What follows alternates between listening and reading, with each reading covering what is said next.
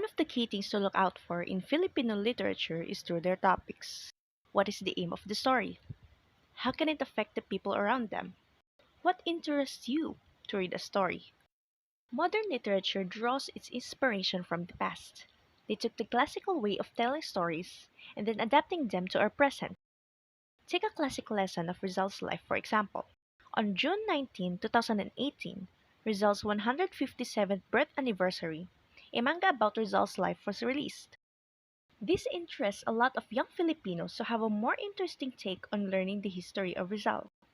However, criticisms towards ourselves were casually thrown, saying that the Japanese just have to be the one who did it, and not us Filipinos to promote this kind of storytelling about our own history.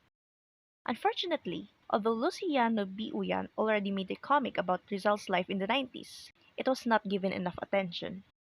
This shows that adapting to the interests of youth would appeal more to the readers, and that is what modern writers have been trying to do.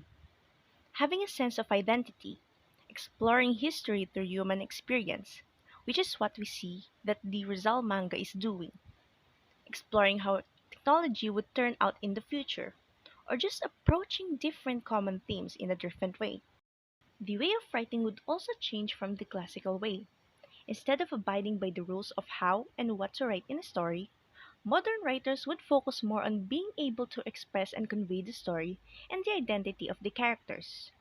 You can see this style of writing in the works of Bob Ong, Ricky Lee, and Baibang C.